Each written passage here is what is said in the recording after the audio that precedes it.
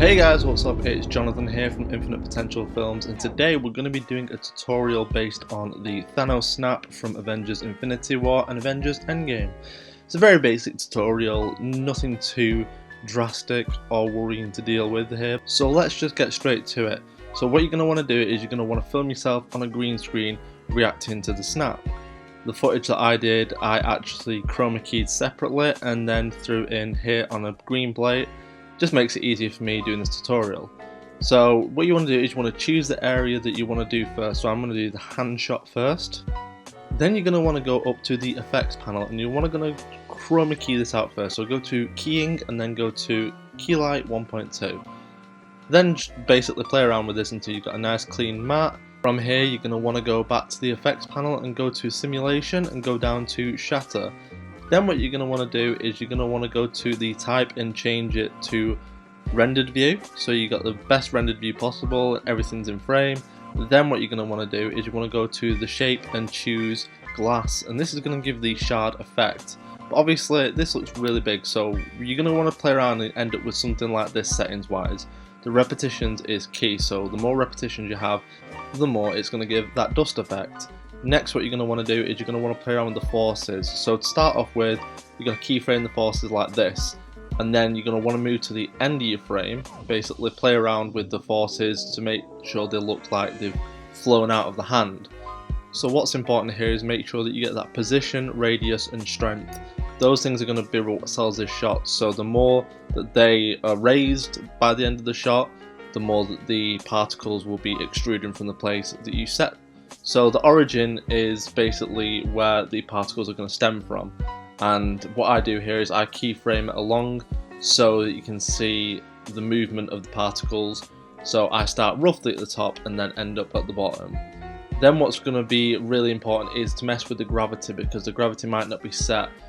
The more you turn the gravity, the more it's going to rotate to the area that you want it in.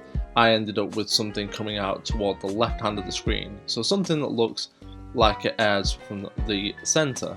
So I'm liking the look of this so far, so what I'm going to need to do next is draw a mask around the hand that is stemming the particles. And then from there I'm just going to keyframe a few things, basically mask path, which is going to help me alter the mask as I go along in the timeline. Then all I'm going to do here is I'm going to duplicate this clip and then go into the mask settings and invert the mask. Then what you're going to have to do is go to the shatter on the top layer and then delete it. This is going to keep one half of your body normal and then your hand disappearing separately, so it looks like a more realistic effect where your whole body just doesn't disappear. The best advice I could offer whilst masking is just be patient.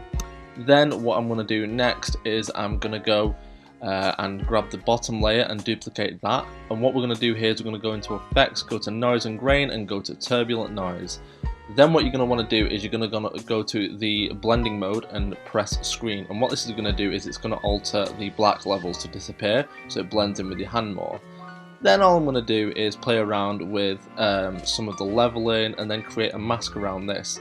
Go to your mask settings at the bottom after you've done that, and then change the mask to an intersect mask, and all that's going to do is going to use all the masks together and make them look really nice. Then you're just going to want to feather it out a bit and basically track this mask now to follow your hand, and all this is going to act as sort of your body turning to dust. So it's a very straightforward mask to do, nothing too strenuous there, so I'm just going to skip through this. It's just going to add an extra layer on to add to the realism of the effect, which is obviously more important. Then all you want to do is add a bit of a colour warmth to it to basically give it more of a dust effect as opposed to just a white noise effect. And then you should be ending up with something quite nice. So the next thing that we're going to be looking at here is adding the dust layer, and I got these free from Action VFX.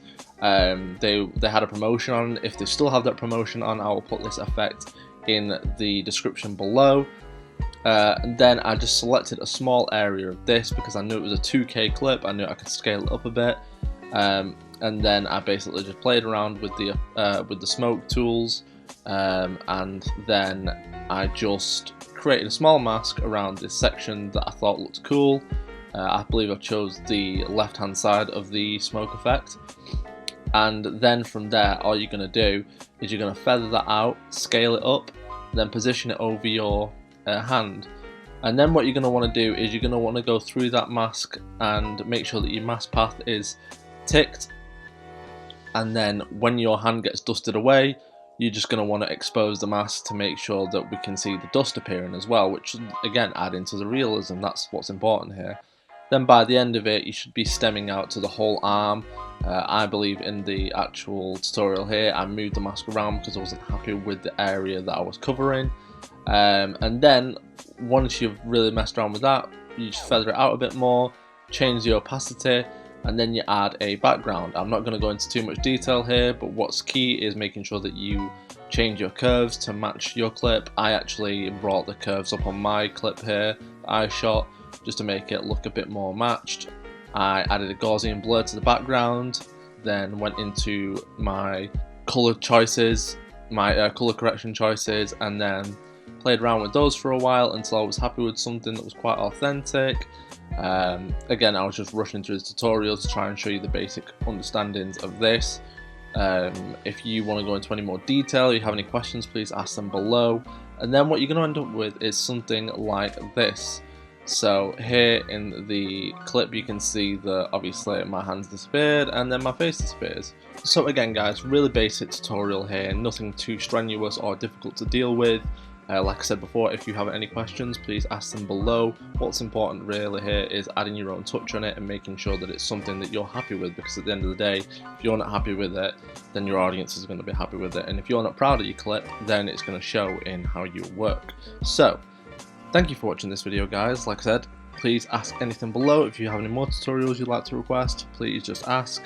We're going to be incorporating this tutorial / effect into a short film over the coming months, which is going to be fun. It's not going to be a Marvel or DC project, it's just going to be a nice little sketch for the channel. So thank you for watching this video guys. Please consider subscribing because it really helps us out. Please also consider checking out our social medias because we'll put a lot of interesting stuff on there that doesn't get seen on our YouTube pages. So thank you for watching the video guys. Stay safe, stay healthy, and always remember that collaboration is key.